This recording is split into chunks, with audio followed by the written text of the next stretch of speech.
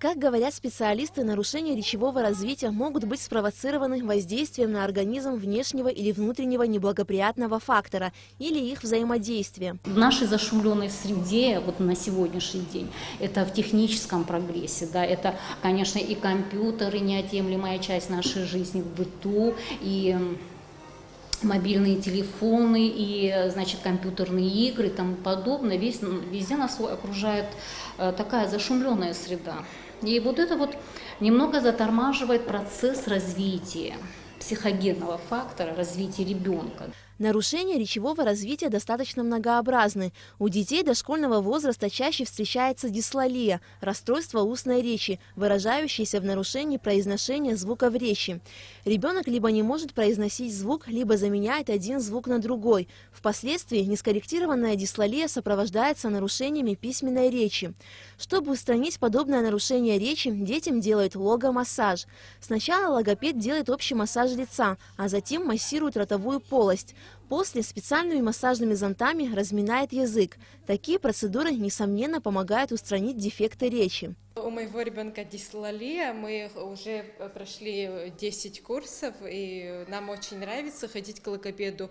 Я уже вижу то, что у ребенка улучшилась речь, и я считаю, то, что нужно ходить любой маме нужно ходить к логопеду, не просто так, чтобы из-за речи, а для профилактики. По словам специалистов, количество детей с нарушением речевого развития с каждым годом растет. Чтобы предотвратить развитие дефекта речи у детей, родители должны помогать ребенку уже с полуторагодовалого возраста правильно осваивать язык. И при неправильном произношении тех или иных звуков следует не ругать, а спокойно объяснять. Когда они приводят к нам к специалистам, конечно, мы даем какие-то рекомендации, советуем, даем какое-то определенное лечение, медикаментозное лечение и какие-то профилактические меры принимаем, проводим диагностику, да, реабилитацию, это все хорошо.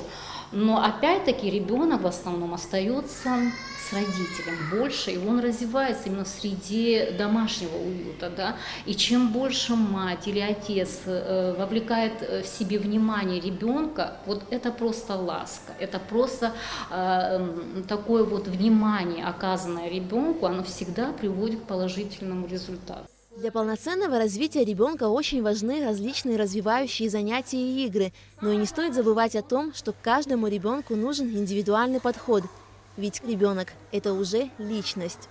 Алика Трапш, Саида Гухава, Абхазское телевидение.